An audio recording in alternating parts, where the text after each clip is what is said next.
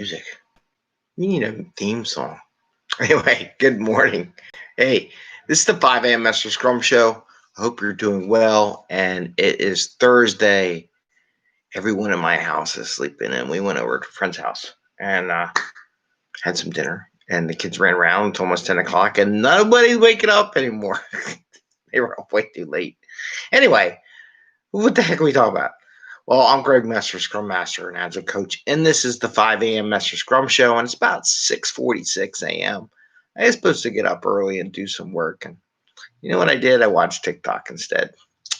Who knows? Anyway,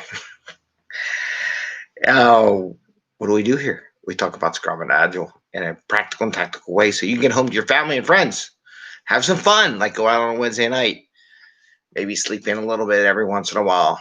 Enjoy life. And at the same time, guess what? We can deliver value to our customers and enjoy life at the same time. Oh my God, mind-blowing experience. Anyway, so that's where we're at. So we're going to talk about two things today. One, I'm going to do a little metric work with throughput and points. Some people don't understand it. I have provided the metrics before, and I think I showed everybody on how I do it and what do I talk about. And then tomorrow I want to talk about, when I was looking at throughput, Save had an interesting thing, and I want to talk about that a little bit tomorrow. So we'll talk a little bit about throughput, talk a little Kanban and Save tomorrow. And then the other thing I want to talk about, and I wrote on the title, Servant No. Resist being a servant, not a servant leader. Resist being a servant. And I want to bring up the idea of being an experiencer, being a Scrum experiencer rather than a servant, right? Maybe a servant leader, but let's talk about being an experiencer and letting people experience stuff, right? So let's get into two topics. We got whiteboard out, right? And there is we got a marker that should be viewable from a million miles away because the other ones don't seem to work too well. But yeah, the contrast with the highlighter works great. So, okay. So, and I'm going to try to do this right because I know in podcast world, you can't see the whiteboard. So I'm going to try to say what I'm drawing as we go so we have that information. So what's throughput? What's a point? What's a velocity? Let's talk about velocity real quick. Velocity is points per time, or time box, since we're talking Scrum. Throughput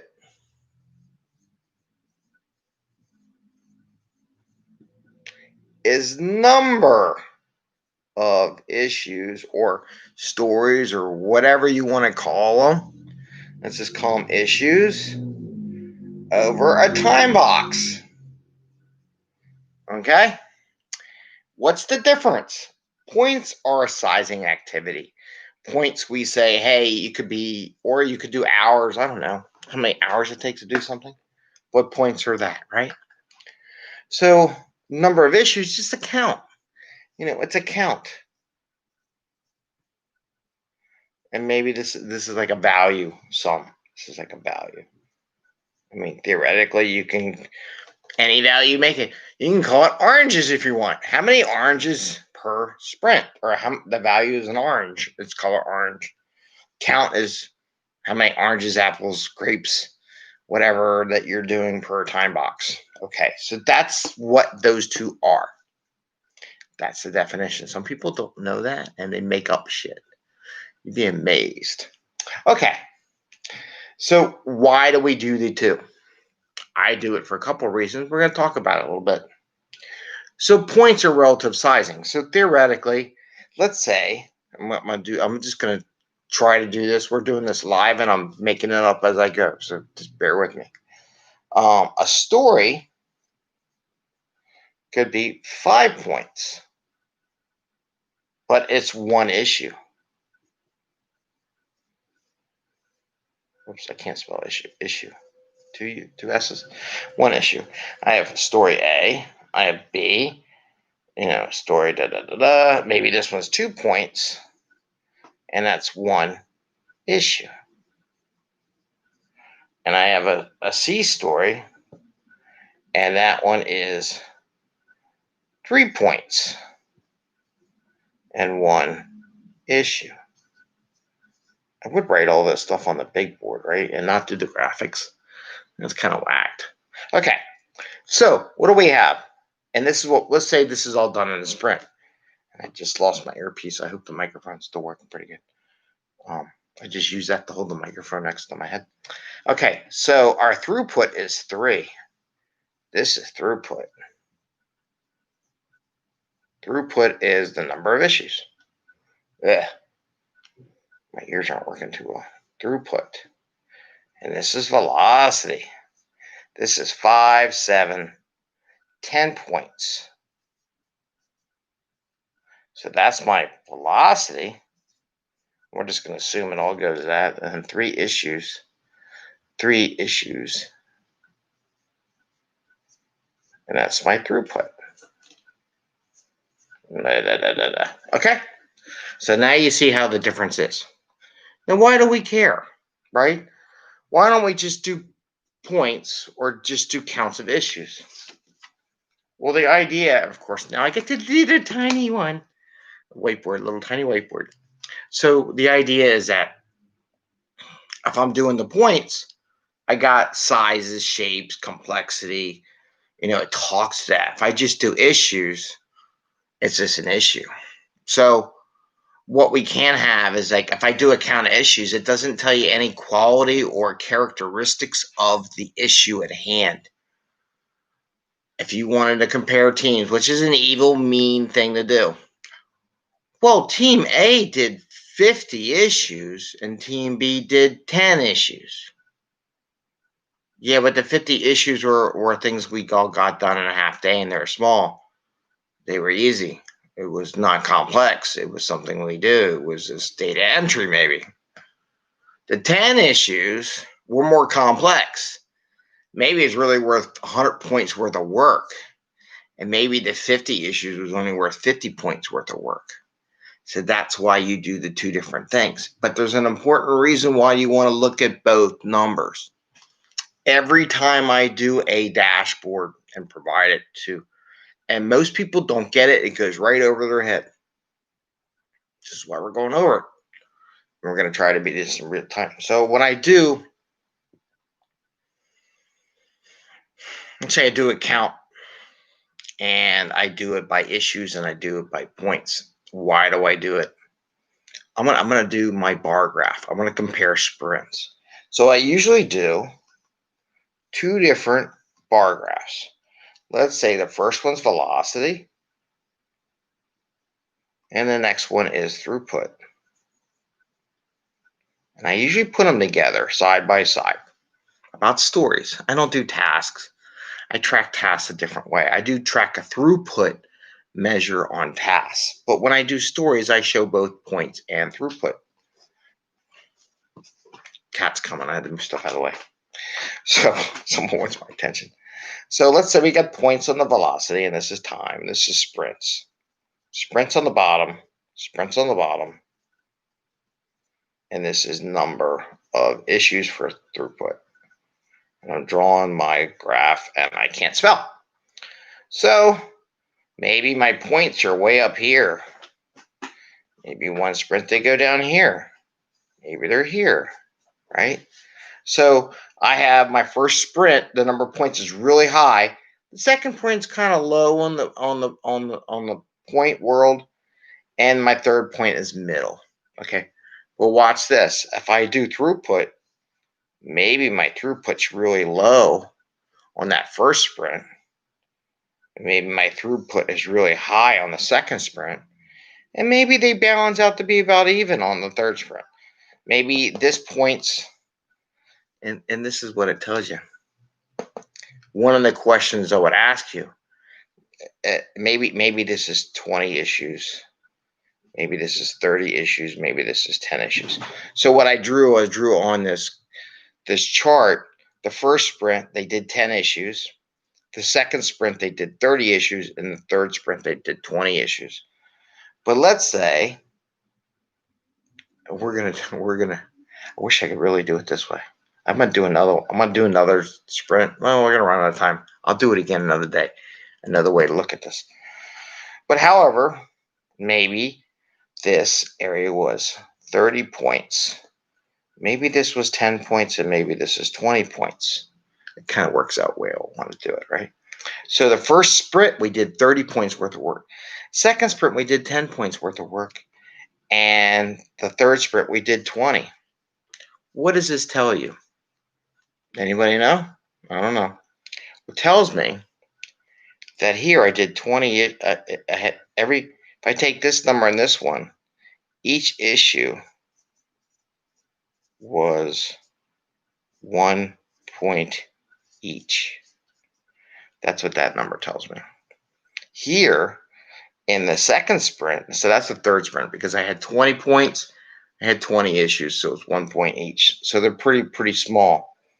And I got other things we'll talk about that. I'm writing in my book for another topics to spread it out over time. In the second sprint, we got 10 points and 30 issues. What does that tell you?